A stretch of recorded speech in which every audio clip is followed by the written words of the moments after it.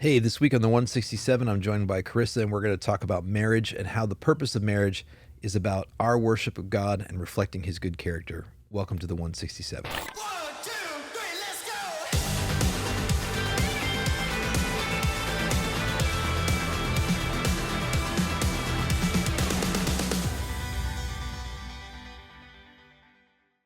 go! Welcome back to the 167. I am Carissa Motley.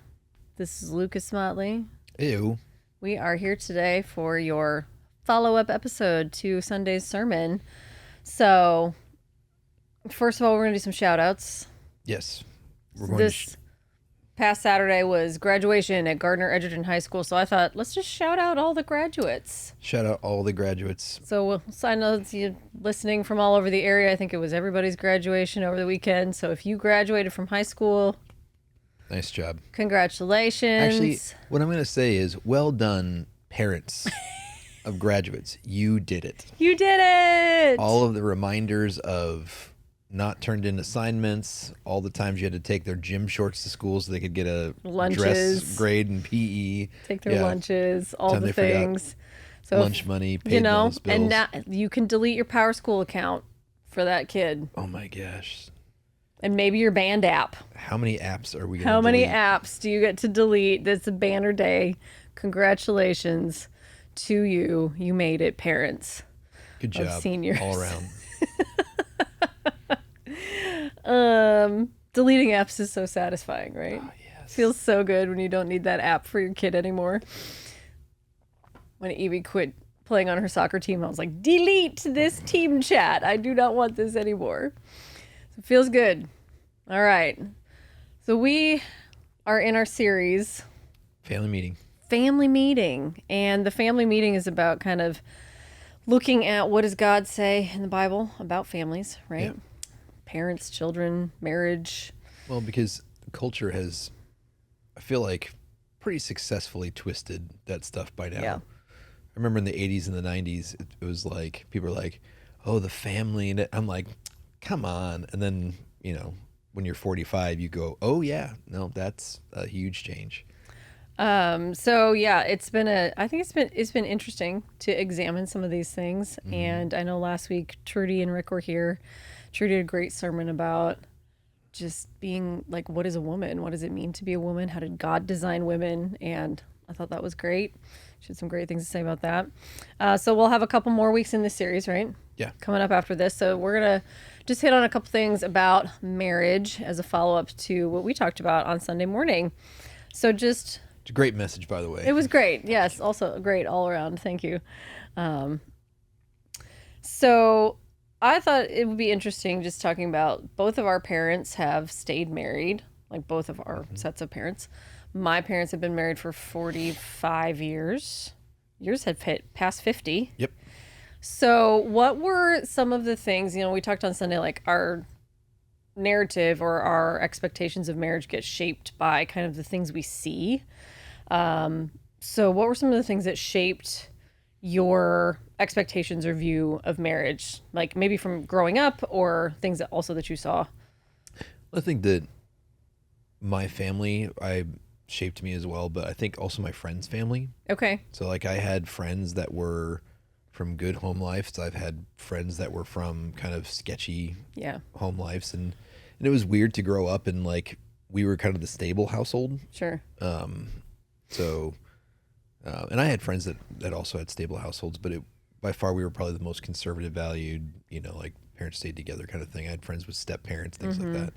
So I think that also shaped it because I saw the complications that were in those lives. Okay. But I also had a really good, and this is when I tell people about like my views on divorce, stuff like that. I grew up, my dad's parents had stayed together, but we didn't have a great relationship with them. Right. Versus my mom's parents, who were divorced and remarried Yep. before I was ever really around, Right. or at least could remember. Yeah. And they were super cordial with each other. Like in their own way, still loved each other. Like her mom and dad, who had been divorced and remarried, still loved each other in a way that like, oh, we have kids together and we're kind of trying to make the family work. But they remarried and had spouses that were very Yeah. And you had two sets of grandparents on your mom's side that Yeah, were that were great. wonderful. Right. We had great relationships with them, and Right. and they had great relationships with like it wasn't Yeah. weird at my graduation. We couldn't be like, no, we have to keep grandma and grandpa in a different Right. room, Right. like. So that was really good, but also watching my parents grow up, and having not just a good marriage, but like I think we've joked about this before, where like my mom would literally, like when my brother and I were going to youth group, they'd be like, "Now, how late are you going to stay out after youth group?" Because we usually would go get ice cream or go do something, and we'd be like, "Why?" And they're like, "No reason." And I'm Don't like, forget your parents won't listen to the podcast sometimes. "That's okay." This is vengeance. This I am, is vengeance. I'm happy that I'm fairly certain. You can correct me in the comments, mom and dad, if you'd like. I'm fairly certain my parents had a healthy marriage, even physically and intimately, whilst I was in high school, and so they were looking for opportunities. Like, when are you not going to be in the house? Yeah, but it was kind of an open, dialogue for us, at our house, that my parents had a healthy marriage, and so it was really interesting. That is interesting. I will bust them out that one time I told the story. I swore one time I was going to go to the homecoming football game, and I had to change because it was raining, and so we were going to go somewhere. And so I came to my house, and all the lights were out, and all the cars were in the driveway. And I was like, "That's weird." And then I was like, "I'm going to go change my clothes," and just yelled and like ran upstairs and changed my clothes and came back down. And my friend Jeff was coming in the house, and I was like, "No, we're just going to walk Don't out." go in there. So my parents swear that nothing was going on, but I'm like, it was like 8:30 at night. So I mean, they might have just been tired. maybe. That was probably it. But That was probably it. so my parents had a great marriage growing up, so we try and model that for our own kids. It's good. That's good. Do you think that there were any, were there any things that you saw that you were like, oh, I don't want that in marriage someday? I don't know, like I've And not seen- just from your own parents. Like, we don't need to call out your parents, but Oh no, I'm calling them out. No, like I said, I think every kid, my parents, I'm sure that I drove them crazy. Like I remember there were nights where I could hear them fighting downstairs, and not in a overly dramatic way, but as a kid you kind of worry, and sure. but like I said, overall I thought they were doing it really well. But mostly I was trying to, they were a really good role model, and most of the stuff I think that I was, even as a kid, that I was like, I don't want to do this when I get married. You grow up and you're like, oh, this is why. Kind of just part of adulting too, some of it. Yeah. Right. You don't realize as a kid the responsibilities and the weight that your parents are carrying and how Yeah. that plays out in their relationship. And I'll shout out my mom and dad. Like, I have no idea how they kept that all together. Like, I look back now at looking at what my dad probably had to make as a pastor, what my mom Right. was making as a legal secretary, and Sure. going, they denied us nothing. Right. And you do look back and you're like, well, I kind of had some Salvation Army hand-me-downs and stuff like that, but I'm going, they made sure that, Josh and I had a path at least to buy our own cars and get him insured, and I'm like, I have no idea how they provided the way that they did. So it's probably a lot of self-denial. So thank Yeah. you, mom and dad. Yeah, for What sure. about you? So I would say my parents, the thing that I saw the most, right? Because like as a kid, you're also not super observant, right? And we were both born in the early 1980s. So we grew up in like the 80s, 90s. And I will say, I do think a lot of things culturally were different back then. I think I remember all of my friends being two-parent families, right? So I didn't have any of that kind of framework. And if I look at my extended family too, like mostly everybody has remained married, right? So it's very interesting to kind of think about that trajectory and that path. But the thing, like same, my parents, we lived on one income my whole life. When you're a And kid, you just don't know any. and you don't. It's true. You don't know. And just to think about, like, my mom had a profession, she had a career, and she gave that up when we were born. My sister and I were born. She was a stay-at-home mom for my whole life. So we lived off one income. And so I think that was the biggest tension I saw with my parents, was just money related stuff. Like, I know there were a lot of hard times for us growing up. And again, we didn't feel it, right? My sister and I didn't feel it. We didn't really know anything different. And so it wasn't bad, right? We didn't feel like we were lacking anything. But like thinking back now, I'm sure like most of my parents, they'd never fought in front of us. There was a season I remember that my dad was going through some mental health struggles, and I remember it being very tense. But even again, we were living in a little apartment, and they did not fight in front of us. I remember hearing, like you said, the muffled arguments after we went to bed or things like that. But they were very careful to not do that in front of my sister and me. But that's the thing. I know money was probably the biggest tension in their marriage, right? And so that is the thing. I don't think I ever got in my head like, oh, well, I'm going to marry somebody who has money. Like, obviously. Thanks. Didn't carry that one all the way through. I'm thankful for that. But I think those are important things. Like I would say that I took that as about having a united front. Yeah.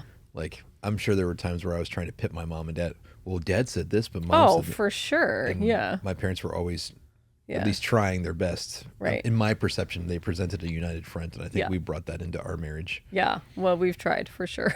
I think another big thing that I took from them was debt. Mm-hmm. Like just their, they were kind of in that Dave Ramsey. Oh, yeah. Like we don't have debt, right? Yeah, we don't have debt. My parents helped me pay off my college debt Yeah, very we early. save up for things and we pay them off. Yeah. We don't take out loans. And my parents were the same way. Well, it was like when you and I think we were buying our Ford Escape. Like, I called my mom and was like, I can take a loan out of the bank, or I can ask you to borrow some money and I'll pay you back. And so, Yeah. like, they were very frugal. Yeah, same. And so I think that those are things that you see and you kind of adopt into your mentality, right? It becomes kind of the way you see things. What do you think? Let me ask you this. What were based on all of those experiences, like what were some of the expectations that you had then pre-marriage? And like, I mean, how did that pan out? And I'm not going to take this personally, I promise. Oh, good. I promise. Good, because the cameras are on, so if there's a murder, Brett, you have to make sure this gets out to my people's and detectives. No, and I would say even going along with that other question, I think the thing that I took most from my family was that we are people that are about kingdom things. Okay. So it's like, so I didn't like it when I was a kid, but my mom and dad united front, like, it's like, well, I have a basketball practice on Sunday. It was an optional open gym basketball practice on Sunday. And they're like, yeah, we're not doing that. And even if it was after church, it's like, no, we're not doing that. Sunday is the day that we have dedicated to the Lord. Okay. And so we do that with our own kids. We have a kid that was like, can I play volleyball? All the games are on Sunday. It's like, no, it's not worth it because you're just going to practice. You can't go to any of the games. Yeah. And so we have kind of brought that into our marriage. Is our family is about doing God's work, and that's what we're about. We're not a baseball family. We're not a basketball family. We're not like our kids do ballet, but we're not a dance family. Like we are a Jesus family. And so Okay, but that's not really about expectations. I would say that I brought that into our marriage, and it has been an expectation. And sometimes I think that has been twisted in where, or maybe it's not twisted, but come in handy. But like when we were deciding whether or not to move to Kansas City, I have always promised you that I would make your career and your job, like you having a job and being fulfilled, a priority. But that really wasn't our main factor. It's like, is God calling us to Kansas City? And if so, you were going to quit your, like, we were kind of moving for my job. Like if God called us away from New Life to Florida or Texas, like we would move, and all other things would be secondary. And so I brought that expectation into our marriage, and I tried to be sensitive about it. But I think that was something that, like when my dad got a different church, we moved. Didn't matter if I liked my school. It didn't matter if, my mom had a job. We moved. And so I brought that in, which I don't think has been a detriment to our marriage, but it's just been an expectation I brought in. My expectations for marriage was a lot different because you're a lot different than my mom.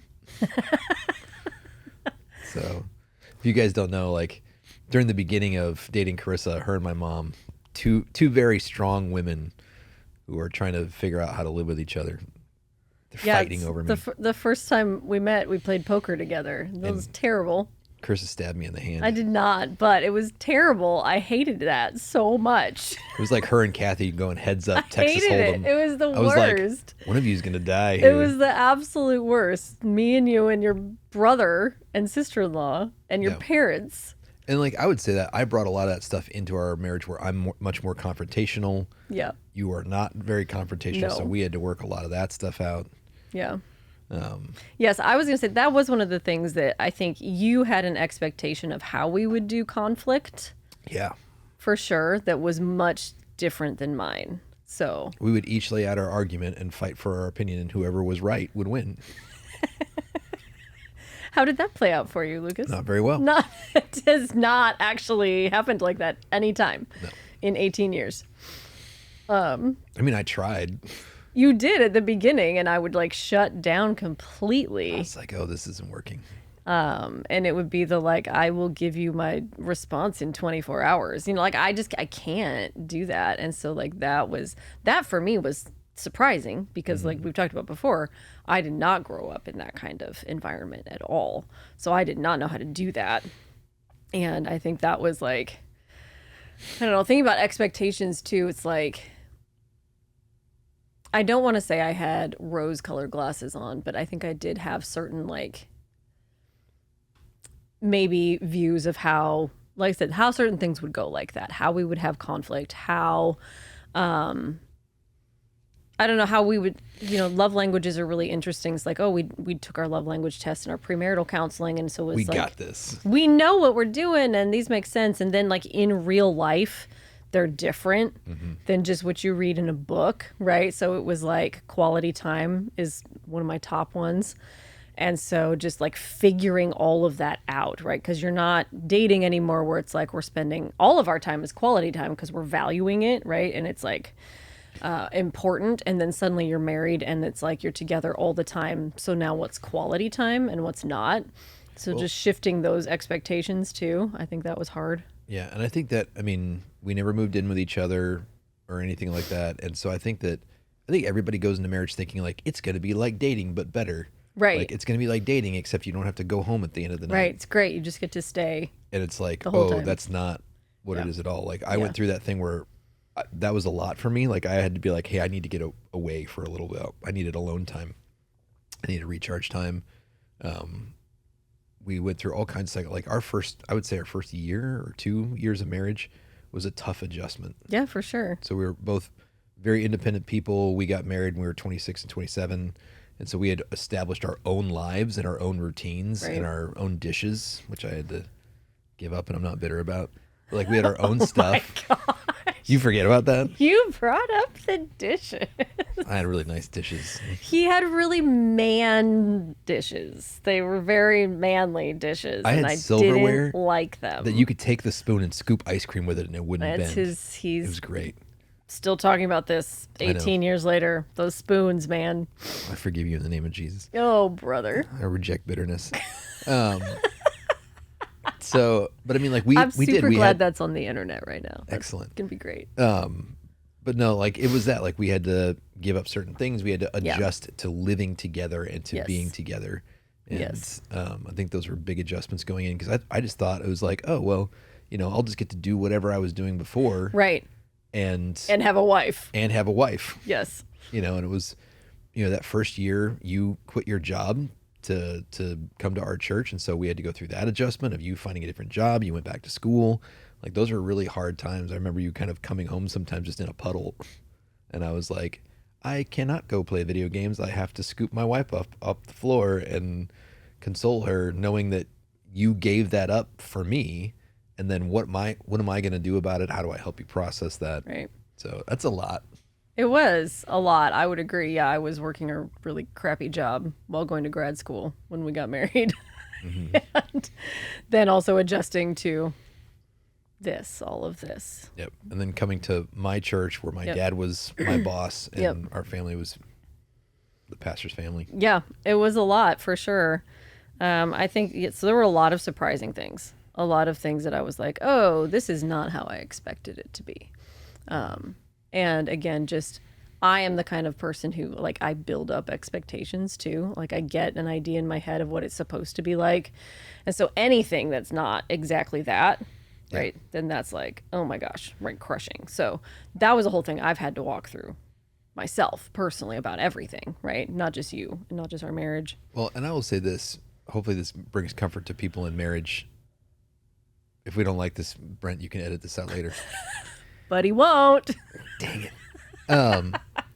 I would say even one of the things that I thought was different is sex in marriage. Like, I kid you not, our wedding night, we went back to our townhome and I lit the bathroom on fire. It's true. You were being so thoughtful I was like, and I put some- lighting candles. And I then, drew you a bath and lit some candles. and Oops. then something caught on fire. It was really not as relaxing as you had intended. Nope, not romantic, more emergency. And then we went on our honeymoon, and I don't do well traveling a lot of times. That is true. And we flew to Maui. We flew to Maui, which was like, what, 11 hours worth It's of a flights. long flight. Yeah. And then it's some crazy time change. So the whole time we were in Hawaii, I'm just like, I just want to go to sleep. It's like, there was this expectation where it's like, you get married and like, especially people who are not having sex before marriage, like once we're married, we're having sex every day. And I was like, I'm sleepy. That I'm was tired. a big shock to me. I was like, oh, okay. I thought this was going to be different. Like, I am so sorry. I cannot stay awake right now. And So, that's when I learned that you are not good at traveling. not good Also, at traveling. also not Threw up in something the ocean I was and- expecting. Yes, Luke is classically bad in the travel area. Airplanes and boats. So all of these things, right? Like we're telling these stories, and which we could tell a lot of stories. But why do you think that marriage in general, the concept of marriage, right? Like that's kind of what we were focusing on Sunday. Is not just our specific marriage or anyone's specific marriage, but the idea of marriage in general. Like why is it something that is a testimony? What makes it powerful? I think that if you can understand the way that marriage is supposed to be, like I said, it's supposed to be the testimony of how Christ loves us. Mm-hmm. And so there are those moments in your marriage where someone is driving you absolutely bananas and you are going like, I love them. You know, like I will die for them. You know, I will sacrifice for them. And I think that, but it's also very hurtful. Like, Yeah, for sure. No one can hurt you except Exactly. the people that you love. And so I think that when we talk about, you know, being obedient to Jesus and being in that relationship, so I think those are ways that you understand the way that Christ loves you. Yeah. And I think that even in the way that I love you, if you and I are a hot mess and we're going out into the world and going, Jesus loves you, like we can't even display what love is, that we have an understanding of what love is. And so if we don't have a good understanding of what love is, how are we going to be someone who can testify that Christ's love is good? Like if people grow up in a home of abuse, a lot of times it warps what they think is love. Right. It's like, oh no, this controlling behavior, this, you know, hurting me, and that's what love is. And people would look at you like, no. Right. But And that's so- the only thing they've experienced. Right. And so then when they say, I love you, you can't trust that Right. because Yeah, that could mean that they're hurting you. exactly. And so when we as Christ followers are displaying love through testimony of our marriages and our families, it displays that we understand what good love is. And then when we say Christ loves you, like that's how people are going to be judging our testimony of that. So essentially, right, like us having healthy marriages, right, as Christians, it's not just for us. It's not just for our sake, right? Right. It becomes a testimony. And I think if I had a commentary on modern Christians, I would say that is probably, we have pendulum swung on a focus of Jesus loves me. Like okay. you and I talk about this, where a lot of the songs on the radio are about how Jesus loves me and how Right. Jesus changed my life and what Right. Jesus does for me.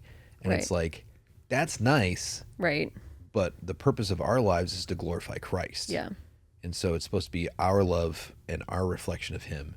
And so we want the love without the responsibility. Yeah.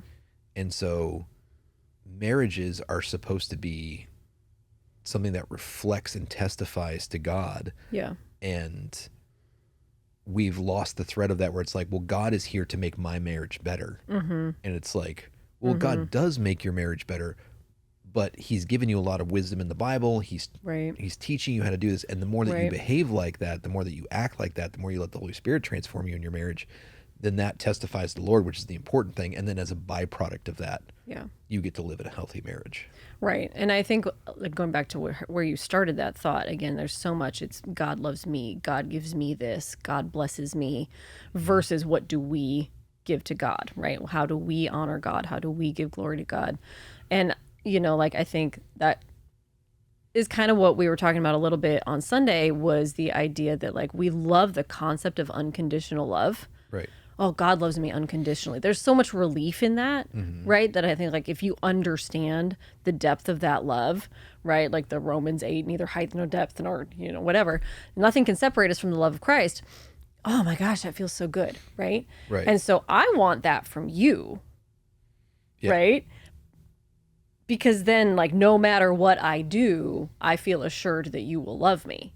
Right. And so that takes so much off, because the same way, like, no matter what I do, God will love me. God will love me. He's never going to leave me. He's never going to forsake me.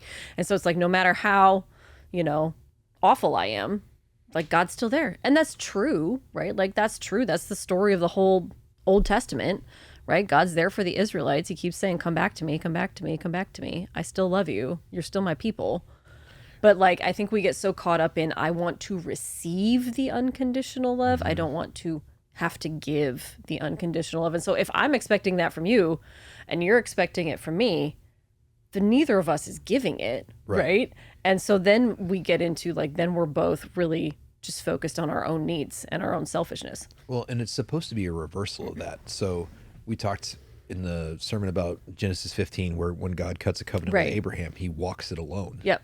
He says, doesn't matter what you do. Right. I will stay with you. Yeah. I will honor love you. I will honor this covenant. Yeah. And so when each of us is operating on those terms, the marriage is great, Sure. but it's like, if you're both Abraham, Yeah. you're like, well, I will let them be committed to this relationship, Yeah. and I'm going to rebel and do whatever. Right. And it's like, and I don't want to have any of the consequences from that. Right. But when we're both the Lord in that scenario, when we're both saying, no, I'm going to sacrificially love you, I will take responsibility. And if you are hurting me, it does not matter. I will honor the covenant. Right. That's actually, if you can get both people in that boat, Sure. that's the healthiest. That, yes. Well, that's not, obviously that doesn't happen all the time. And that's I think that's, sometimes people might be hearing that and be like, oh my gosh, like, that feels impossible to Yeah. achieve that, which is why we need Christ in our marriages. So let's jump to, because you said that about the covenant. One of the things we were going to talk about in the sermon, but we didn't end up having time for, was the story of Hosea. Yeah. One of the prophets in the Old Testament. And so the short version of it is, Hosea, God gives him this assignment to marry this woman who's a prostitute, Yeah. a temple prostitute, and he does. He obeys God. He marries this woman. Her name is Gomer. It's a great name. And their And kids have terrible names. and their kids have yes, and so they have children, but, like, she keeps returning to her ways as a temple prostitute, so she keeps leaving him, and the Lord tells Hosea, like, no, go get her back, like, take her back. And so Hosea has to keep bringing her back to him, and that is his call from God. And so we were kind of talking about this, and I was like, man, that feels like I would have hated to be a prophet, because they get all these crappy assignments. And so you had this is great what you had to say about that, why you were like, no, here's why this matters. Talk about that. Oh no, now I'm blanking about why. Well, so you were like we're Oh yeah, we're Hosea. Hosea, yeah, Like, and we're each of us called to that. because and that's why you started on. You were like, oh no, like that, because I said I would have hated to be Hosea. Because I was like, wait a minute. Because I would have hated to be Hosea. hate That to be sounds Hosea. I'm like, terrible. no, but we are. Like, we're called to be, and God is. And so, it's so hurtful, because, like, when she's being a temple prostitute, it's basically like being trafficked. Right. Like, she is being bought and sold by different men, and doing it all in the worship of Baal. Yes. So it'd be like, I rescue you out of a satanic sex cult, and Then then you keep going back to it. give you a house and children and purpose, and you're like, I kind of like my satanic sex cult, Right. And even after she has kids, keeps going Yep. back. Yep. And so And God's basically saying, like, this is how it feels when you have idolatry, when you cheat on me. And yeah, you were like, I've hated to have that assignment. I'm like, but we're called to that. Each one of us is called to going, no matter what you do to me, I will stay. And, but most of us are actually Gomer. Like, we're especially Gomer with Jesus Christ. But, and I think this is what's so important and what makes marriages work. Like I said that there have been, I will not speak for you. There have been times where I have not carried the marriage. But it's like in those moments, I feel like we try and step up for each other. Sure. So whenever one of us is like, hey, I'm just in a season where I'm weak or depressed or what, it's like going, that's okay. I'll step up, and carry that burden. And so when we're called to marriage, like I said, I just think that we're just taking it too lightly these days, where we step up to an aisle and we pledge for better, for worse, for richer, for poor, in sickness and in health, till death do us part. And it's like, we don't really mean it. And it's kind of like, well, it's not till death do us part. It's until I get it out. And that's why I think that a lot of people are really obsessed with different passages, like in 1 Corinthians 7 and Romans 7, when Jesus is confronted by the Pharisees and they say, well, can you divorce? How come Moses gave us Moses gave a certificate of divorce. And Jesus literally tells him, Moses gave you that because you can't handle it. Right. And what he's saying is God can handle it. God can be Hosea. God can, when we're cheating and have idolatry in our lives and we're ignoring God, God will carry us through that. But as humans, we can only take so much. And then we go, well, I quit. And it's like, that's not actually what we're called to, which is a super rough, calling. Yeah. Because I know that there are people out there, we've talked about this, that it's like somebody's out there going, one, being physically abused. I'm going, I'm not telling you to stay and to be hit. Right. I'm telling you, you should separate, you should get out of there, you should go stay with family, you should be safe.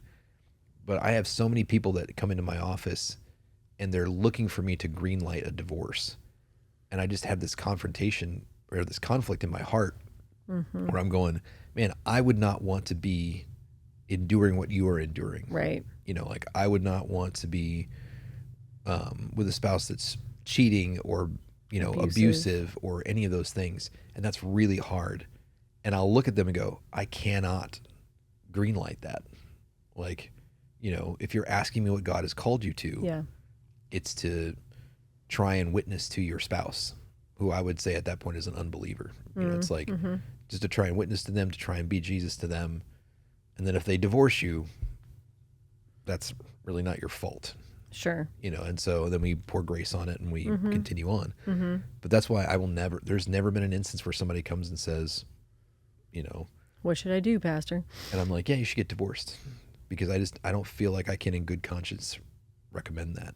Yeah. Because I've also been there where I wanted to. Right. Like I was like, you should get divorced. Like you have every right to get divorced. They've cheated on you. And then, like I said, I was like, I can't tell you to do that. And I'm like, and then 6 months later or a year later, they're like I said, God did something crazy in their marriage and they're together. Sure. And I'm like, and if I would have told them, they would have get a divorce. Yeah, they would have done it. Yeah. For sure. So I think a lot, and that's the hard thing is that a lot of this feels super heavy, right? And so, just we have friends who are divorced and we work with people in tough marriage positions all the time, right? Like, it's just like, there are moments where I hear, especially like women, right? They will come and be like, my husband does this. And I'm like, that's awful.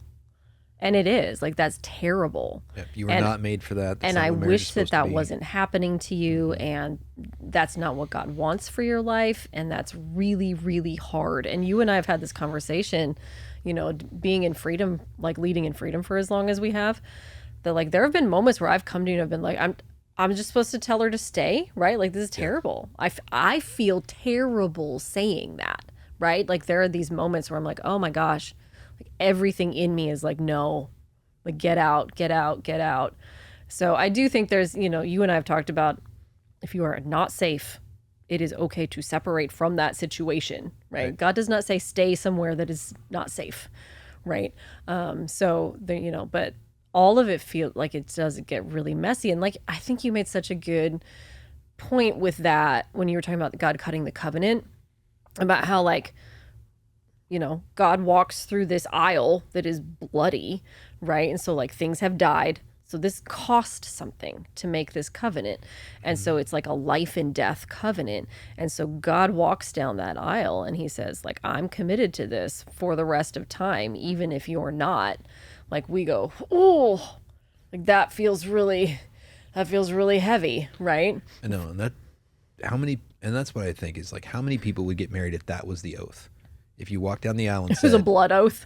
well, and if I looked at you and said, Carissa, even if your husband cheats on you, even if he hits you, even if it and go through the worst, even if he develops a drinking habit, even if he gets on drugs, will you stay? Like the answer would be no. No. Yeah, and I'm going, then Right. what are we doing? Right.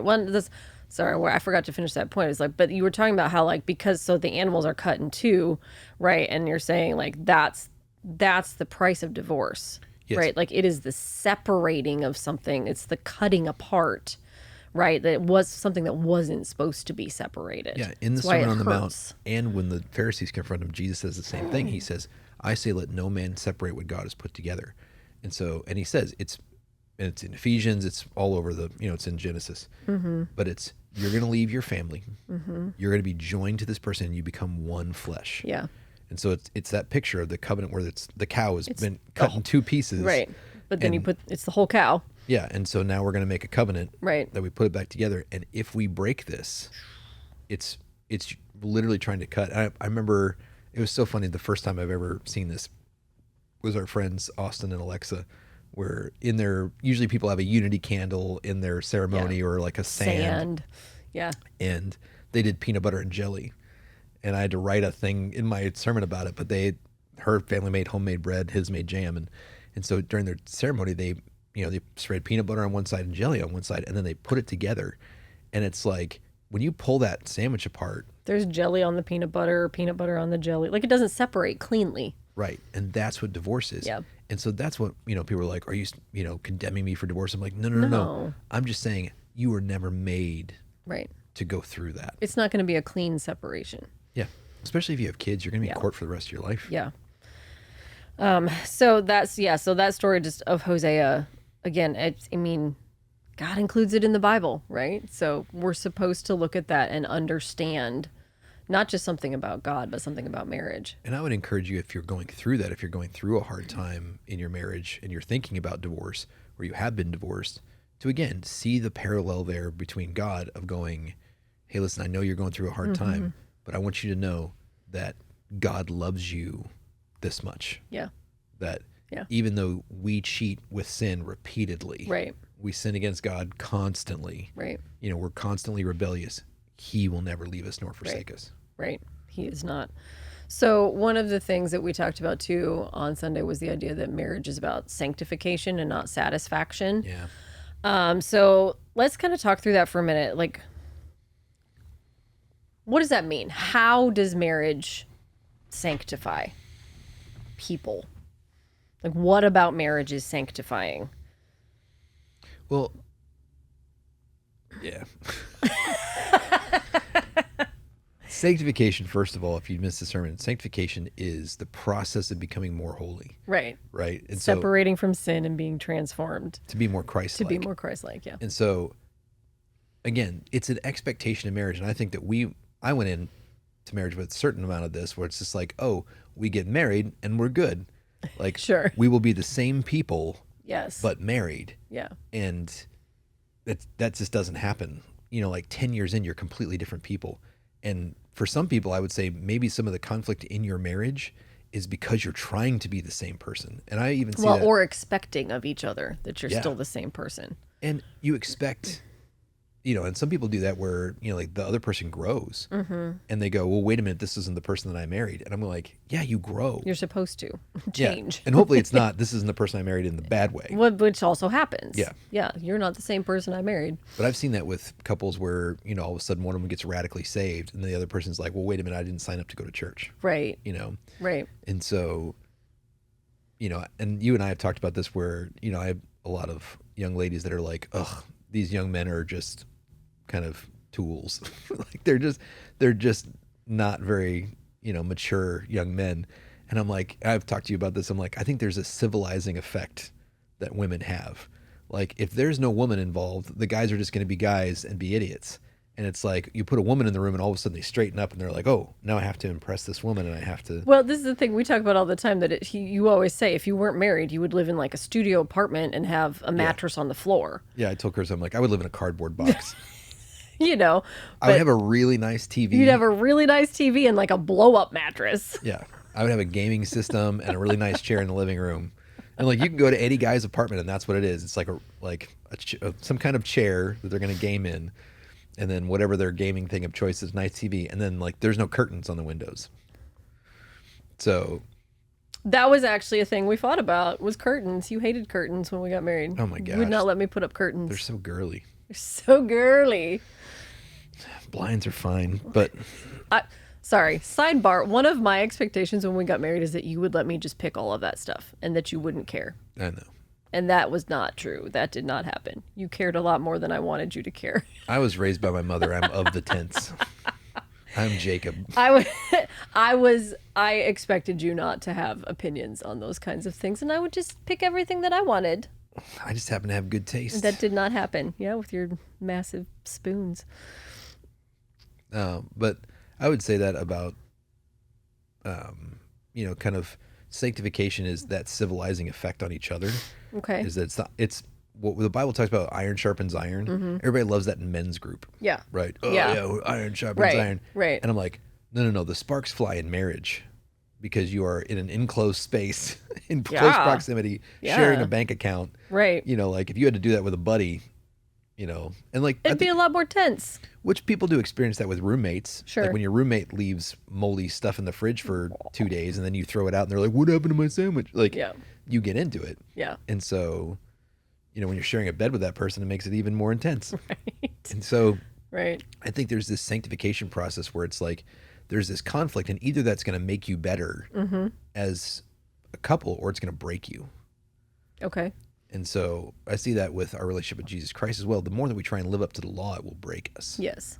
But if we can use the love of Jesus and say, well, like, oh, I love Jesus, so I want to change. Like, oh, I want to be closer to Jesus, so I will adopt new habits. Not, in Leviticus it says this, so I Right, got to do it. right. And that's my own self-righteousness. Yeah. It's like, and we've experienced that where like I have martyred myself in the relationship sometimes where like, I will change for you. And my heart's not in it. Right. And I'm not going, I love you so much that I will change for you. I'm going, I'm going to give this up and be a martyr in the relationship. And then bitterness grows. Yes. And so Yes.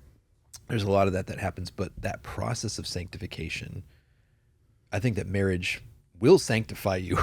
It's kind of trial by fire. Sure. And, but also I think it should be the goal is to have grace for people through that of looking at your spouse and going, oh, they have this thing in their life that they're not ready to give up on yet.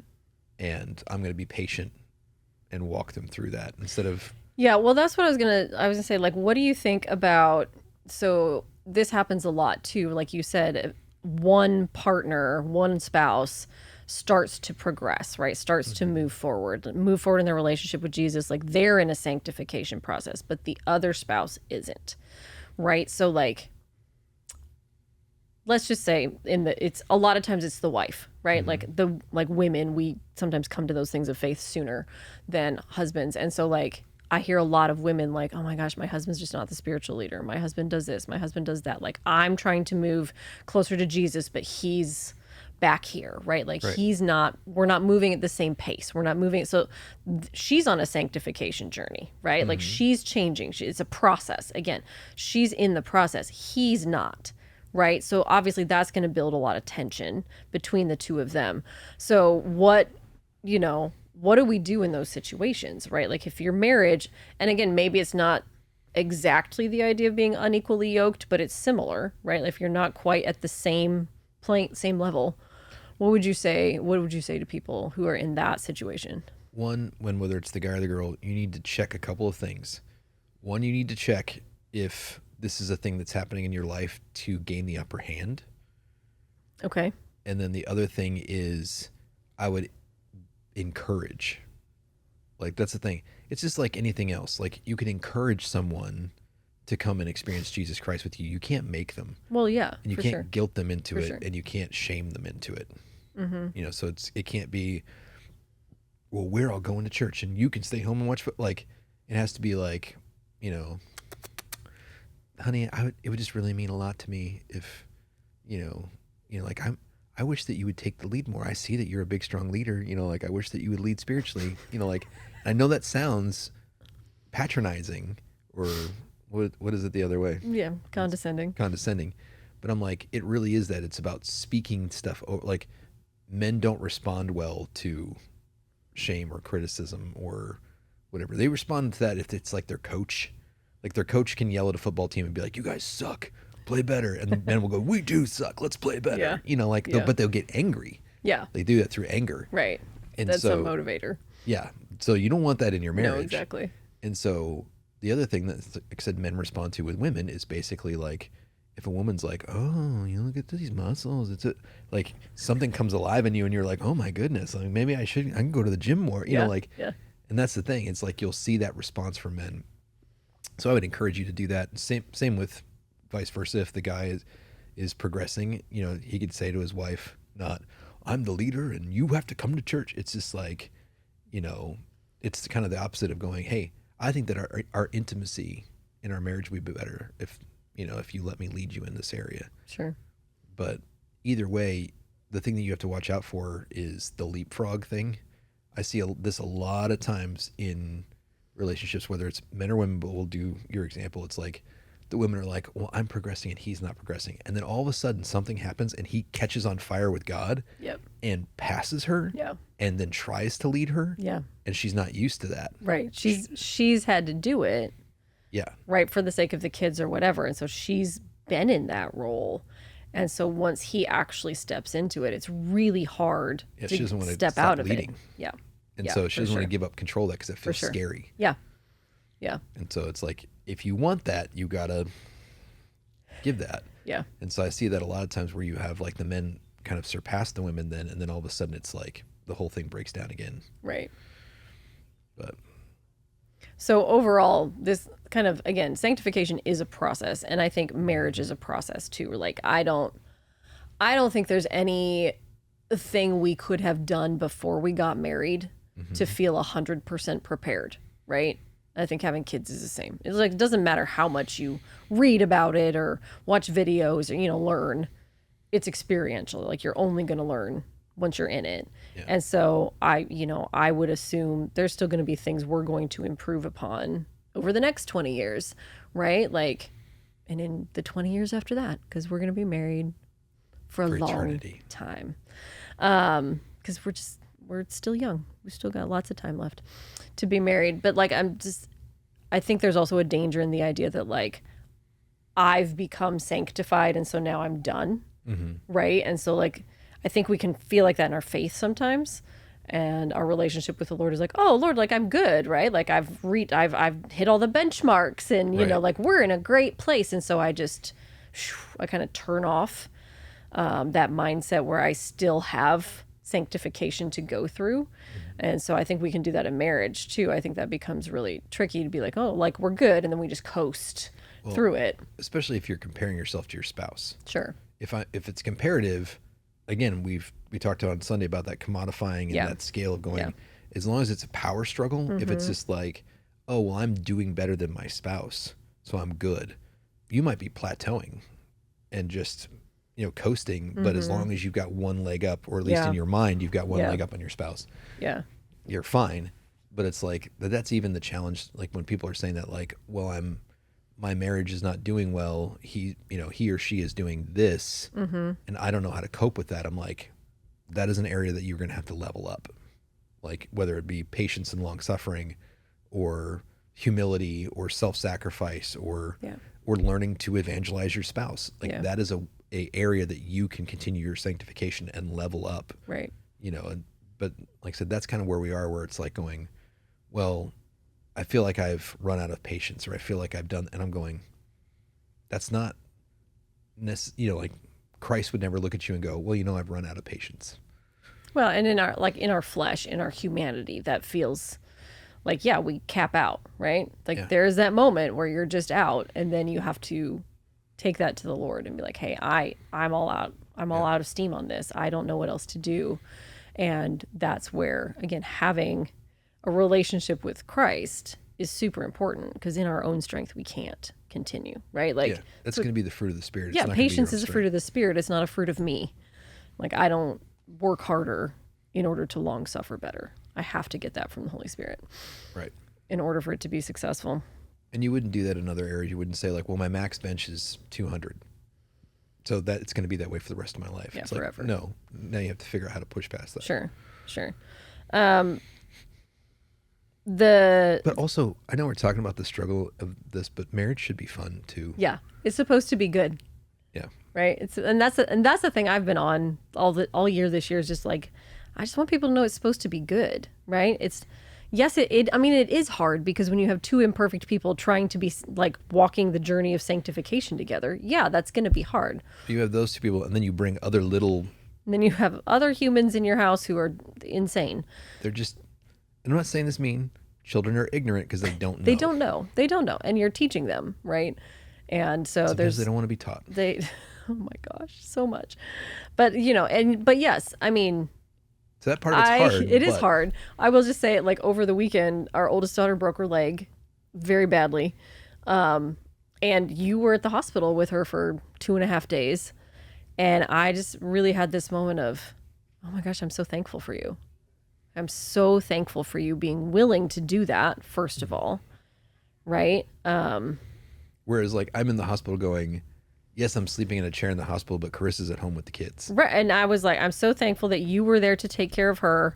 And I was sitting there with our other girls. And I was like, I would be the worst single mom, because I'm not fun. They were like, what can we go do? Mom, can we go do something? And I was like, I don't want to. I'm so tired. Right? I'm so tired. I'm so worried. I'm so, all the things. So it's just the balancing of that. I just felt so thankful, right? That you were willing to sit there in the hospital and take care of her, even though the hospital was like, no, she's an adult. We don't need you.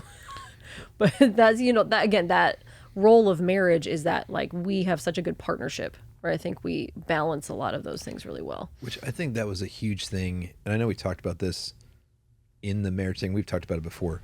But I know it sucked. I broke up with you for 3 months. We dated for a year, and I broke up with Carissa for 3 months, and then I came back and groveled and begged, and it was a whole thing. I was very persistent. You, in fact, were. That is true. I told you You're no. welcome. I told you no several times. Yep. Because I was like, I don't want to do that again. I was like, nope, you're my wife. You, The like, Lord told willed me. it No. into being. No, but I would say that is like going. People get married for the silliest reasons. They get married because they start dating somebody and it just takes off like a runaway train, and they're like, oh, I guess we should get married. They get married because they sleep together. They get married because they're pregnant. They get married for like all kinds of different reasons.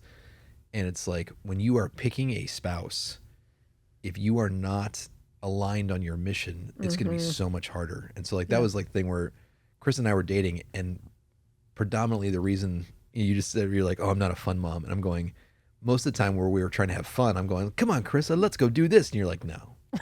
It's true. It is true. And Yeah.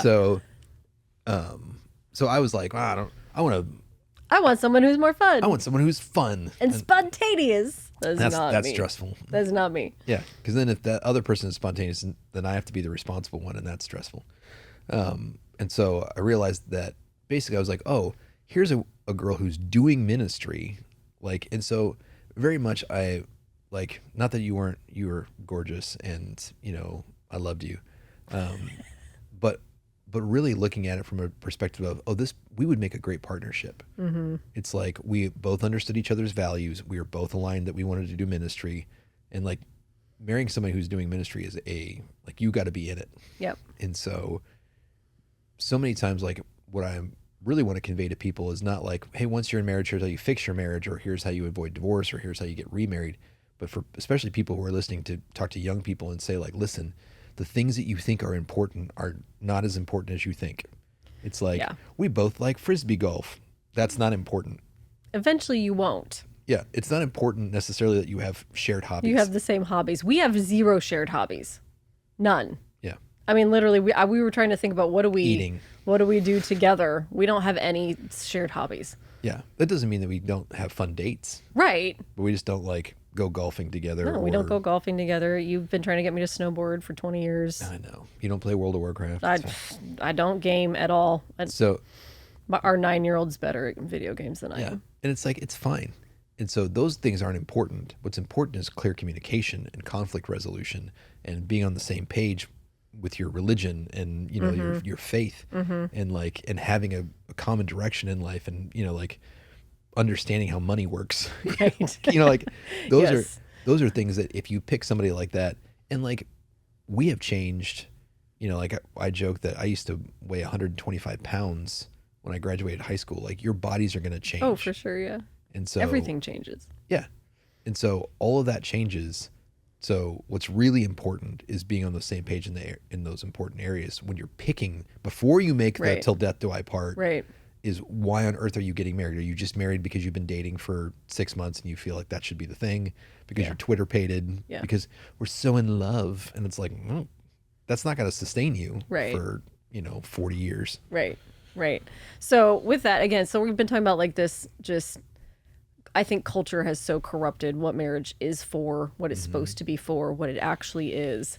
And I'm around young people all the time at work who do not have the same religious values or anything like that. And I hear so often, just I'm not getting married. I don't want to get married. I hear that all the time from college age students. Like there's this whole movement of like marriage is terrible and we've watched our parents have a bad marriage and I'm a writing teacher, so I get to know some personal things that students will write about periodically. And so it's like they're all seeing bad experience with marriage. It's turning them off to marriage. So again, culturally, like reframing the idea of marriage. Do you think that's even possible at this point? Like what would it take to reframe the cultural narrative about marriage? I don't know. Like I honestly don't. Like I think that the church has to lead. Yeah. That the church has to, like I said, we've talked about we are the PR problem. Yeah. Yeah, for sure. If you could look at churches around the nation and go, look, people that go to church don't get divorced as often. People that go to church have functional families. I know that's a skewed statistic because as the church grows, you take in Right. new people Who don't. who don't. So Yeah. you're always taking in people who are already in a divorced and remarried situation. And, Yeah. so, but if we can make sure that the church is at least modeling that and striving for that, I think, and imbuing that into the next generation, I think that's a good thing. But as much as I hate influencers, I think that you need authentic influencers who are not just there for clicks, who are doing that. I think that you need more and more movies and stuff and it's voting with your dollars and your views of, like, I remember we watched just recently, I was somewhere and that was on TV. It was the Mark Wahlberg movie where they adopted foster kids. Oh yeah. Instant What's that Family. called? Yeah. Like, great. That was a great movie. Yeah. Yeah. Great movie Yeah. about family values I and remember things crying like through a lot of that movie. that. Yeah. And I'm going, so vote with those, dollars. And I've seen people do that. You saw where it was like Buzz Lightyear came out in the theater and it was like Buzz Lightyear has 2 moms, or it was something stupid, and nobody went and saw it. Right. And then everybody's like, what? How come this didn't do so well at the box office? It's like, I think you guys know. Yeah. Yeah. So I think if you vote with your likes and you vote with your clicks and you vote with your Money. money, I think Yeah. that people will start to pay attention to that. Right, but I also do think, it's modeling. We have to all be more intentional about modeling what this is supposed to look like, and not in the way that like you're being fake, you're being inauthentic, you're putting on a front when you're in public, right? I'm definitely not promoting that in any sense. Right. But to say like authentically, truly, there are hard parts of marriage, like two people having to constantly, like if you are on the same, like I'm constantly sacrificing what I want, and it's hard, right? I'm going to get tired. But if we're both doing it, right, then we're both like kind of leveling that playing field. It feels a lot better. But to be authentic about, here are the things that are hard and that have been a challenge in the past, but also here's how we grew, and here's how we moved past that, and here's what I learned, right? Like when I'm talking to young women, especially, I'm telling them like, here's the things that I had to learn about myself, right? Like I didn't realize like I'm super controlling. I want things the way I want them. I didn't realize that until we got married, right? Like when I was like, "Oh, it's not the way I want it because you're not me." And I didn't actually ever tell you that. I just expected you to like read my mind, right? So it's like I have to acknowledge the things about me that I'm being sanctified in, right? Like I'm moving in a direction of improvement. So I do think that culture like won't shift until it won't change until it starts to see something different. Well, and I think that as a church culture, we have to, like I said, be careful about shifting the focus into God loves me. Right. I think that's good to be appreciative of Yeah, that. absolutely. But to put the focus on, we are here to magnify God. Yeah, we love God. And so if that's the case, then you approach your marriage differently. If I'm like, would God do this as a husband? You know, like Sure. as a husband, is this reflecting of God's love? Sure. Is this a good model of how Christ would love his church? Exactly. Yeah. Like for me, you know, serving my family has been something that the Lord has been putting in front of me a lot lately. And how does Christ serve the church? Right. Like, I mean, that's a high standard to live up to. Like he's not resentful about it. He doesn't get it all up in his feels about serving other people. That's what he does. It's a part of who he is. So I think there's a lot there, right? Obviously, not to say that we have to be perfect, but I would also say I think part of how we change the cultural narrative is we say the good parts about marriage. Oh yeah, say Out the good loud. parts and say the true parts. Yeah. Like I said, there's a lot of statistics that have come out where it's like, you know, people are like, it doesn't matter if somebody has a mom and a dad. And like, that's not true. No, it does. Yeah. Like, and Yeah. here's, you know, the scientific Right. evidence that will tell you psychologically that this is the best thing for children. Yeah. Well, and even if you don't have children and you're not married yet, right? Like just to like, how are your friends talking about marriage if they're married? Are they telling you the good things about it? Are they scaring you? Right? Like you're like, oh my gosh, I never want to get married. And I think that's a thing that we have to shift the way we talk about marriage in order to help people understand that, again, it is from God. It is good. I mean, humans messed it up almost immediately, but Sure. it wasn't intended to be like that. And if you are having a struggle, you should seek out a mentor Yeah. and a friend and somebody that's doing that rather than venting on the internet. Right. Right. So Yeah. you don't have to go through this alone and pretend that everything's fine. Right. But you need to find some trusted people. It should not be your own biological family. I always tell couples this is the last parting shot. Don't go gripe about your husband to your sister or your mother or father. Yeah. Don't go gripe about your wife to your mom or your brother or what, like, Especially your mom. yeah. Not just your mom. But like for men griping to their moms and for women About griping their to wives. dads. Yeah. Like that's not healthy Not healthy. because No. then you turn your family against them. That's right. So, yeah, and then speak truth over people. When somebody comes to say like, "Man, I'm having trouble in your marriage," be like, "Listen, I know that person loves you. Right. This is a beautiful thing. Right. You're gonna make it. You're going to make it. Okay. Well, And you're gonna make it." and yeah, I mean, again, we love talking about marriage. It truly, it's one of the best things in my life. Yay! Yay. Me too. Oh, yay. He just said that because I said it first. Dang it. I'm just kidding. I'm just kidding. Marriage is great. It's a wonderful gift. And so we do want to encourage you. I hope you feel encouraged. This is not intended to be, this sermon was not intended to be a bunch of like ways you're getting it wrong, but an encouragement about how to just shift your mindset, right? What are we called to in marriage? What is marriage supposed to look like? So we hope that was helpful for you guys. If you haven't Hopefully watched your this- marriage reflects Jesus yeah, Christ. we hope if you haven't watched the sermon, go back and listen to it. We got a couple more weeks in our series. Yep, 2 more weeks. So please join us for the rest of the family meeting interventions that are coming. I don't know what other interventions we're doing, but and yeah, you got anything else? Nope. Have a great week. All right. We'll see you next time on the 167. If you enjoyed this episode of the 167, make sure you like, subscribe, follow, get notified, leave a 5-star rating and a positive review. Tell all your friends to listen as well. Make sure you go over to newlifegardener.com and check out all that we have to offer as a church and check out our messages online as well. Thanks for listening.